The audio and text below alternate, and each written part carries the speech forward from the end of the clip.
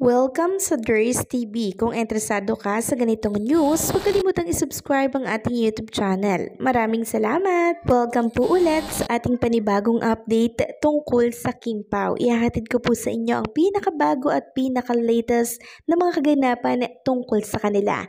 Kaya naman kung hindi ka pa subscriber ng ating channel, pindutin nyo na ang notification bell para lagi kayong updated sa mga balitang trending at napapanahon. So ayun, welcome back again sa ating YouTube channel mga kakimpaw, and for tonight's video, ang pag-uusapan natin ay tungkol sa mga importanteng ganap ni Kim and Paolo Avellino. Ngayong araw po yan ang Linggo, March 2, 2025. So sino po ang nakamove on na sa ginawa ni Paolo Avellino at Chinita Princess kanina sa mga mall tour nila? Kasi pag-uusapan natin yan ngayon sa update natin. Pero bago ang lahat, ipaplugs ko muna sa inyo ang napakaraming taong pumunta dito sa SM Masinag. Grabe mga kakimpaw. Dinagsana naman po si Kim and Paolo Avellino ng napakaraming Kimpaw fans. Tingnan nyo naman po mga Kimpaw, parang walang kasawaan etong mga fans po ni Kim and Paolo Avellino.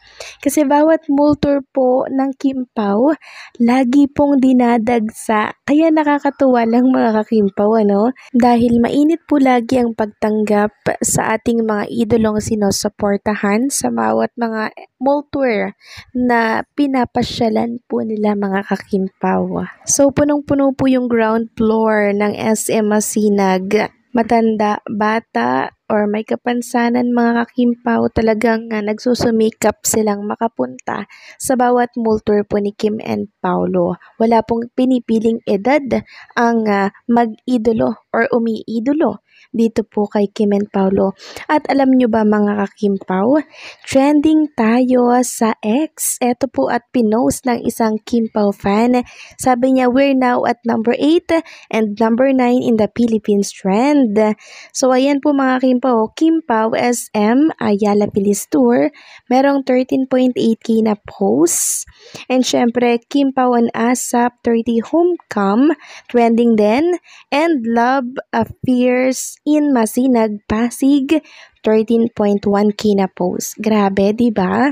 Trending tayo nationwide. So, pagkatapos pong magpakilig ni Kim and Paolo Avellino dito sa ASAP, abay, dito naman sa SM Masinag po nagpakilig.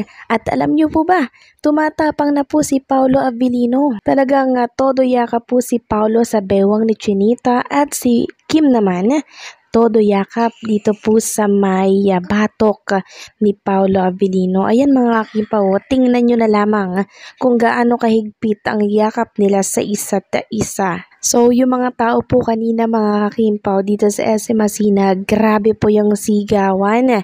Grabe po yung tilian nila dahil po sa pinapakita ni Kim and Paolo Avellino. At alam nyo po ba mga kakimpaw, meron pong nireveal itong si Paolo Avellino kanina na siyang kinagulat po ni Chinita Princess. Dahil hindi niya po akalain na sasabihin po ni Paolo Avellino yung tungkol sa binigay ni Paolo sa kanya nung Valentine's ata yun. Sabi po ni Paolo Avellino, yung ibang binigay ko sa'yo hindi mo pinost.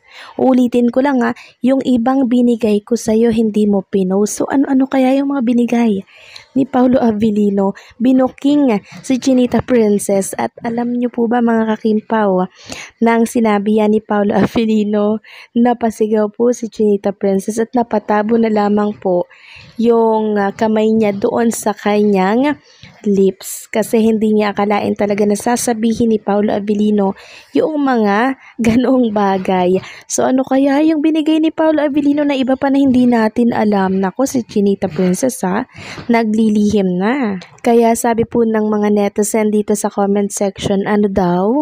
Yung ibang binigay daw ni Paolo hindi daw pinost ni Kimi.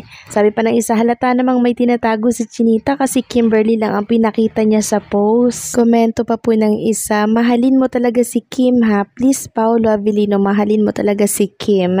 Sabi pa ng isa, Miss Kim, yung sing-sing i-post mo na. Komento pa ng isa, di i-post mo na Kimi. Okay naman pala kay Paolo na malaman At least pinaalam na ni Paolo sa madlang people. So ano nga kaya yung binigay ni Paolo Avellino? Sing-sing nga kaya yon, katulad ng sinabi dito ng isang Kimpaw fans na sing-sing. Nako, grabe na to mga kakimpaw. Yung kilig ko to the highest level kanina pa sa ASAP pa hanggang dito sa SM Masinag. Kilig na naman tayo mga kakimpaw dahil sa mga mall tour na ginagawa po ni Kim and Paolo Avellino. Talagang bulgara na to. Sabi nga ng isa, bulgara na ito Paolo Avellino. Sige na. Kim, post mo na para masaya ang lahat. So, sana i-post na po ni Chinita Princess, no? Since sinabi na naman po ni Paolo Avellino yung tungkol sa mga binigay niya na hindi po pinopost nitong si Chinita Princess. So, kita nyo, diba? Talagang hindi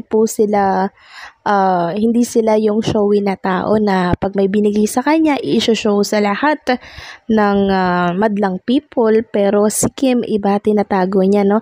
Pinipili niya lamang po yung kanyang ipopost sa publiko. Kasi nga, gusto po nila private na relationship. Sana nga mga kakimpaw, sing-sing na po yung binigay ni Paolo Avellino, no? Nang sa ganon, malapit-lapit na po tayo sa katotohanan. Sabi ko nga po sa ating previous update, yung sinabi ni Ogie Alcacid, no, na kung saan ay congratulate niya lang naman si Kim and Paolo Avellino sa nalalapit na tong kasal. Soon na daw, congratulations na daw agad-agad, no? So, itong mga pahiwatig na to ng mga taong nakakasama po ni Kim and Paolo Avellino dito sa showbiz industry. Syempre, paniniwalaan natin yan mga kakimpaw. At isang malaking pruweba na yan na ang Kimpaw ay meron na pong namamagitan sa kanila. Kasi hindi naman po gagawin ni Kim and Paolo Avellino ang mga nakikita natin yan kung sila ay magkatrabaho lang talaga.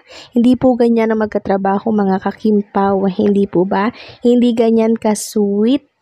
Kaya naman, Chinita Princess, abangan namin yung sinabi ni Paolo na i-post mo na daw yung mga binigay niya dahil excited na kaming malaman yan. Sana i-post na talaga ni Chinita Princess yan, ano? Since binoking na naman siya ni Paolo Avellino, hindi ba mga kakimpaw? So, abangan natin yan. At huwag kayong mag-alala kasi isa din ako sa magbabalita niyan sa oras na may makalap tayong balita tungkol sa binigay ni Paolo kay Chinita Princess. Grabe na to mga kakimpaw, to the highest level ng ating mga nababalitaan kina Kim and Paolo Avellino.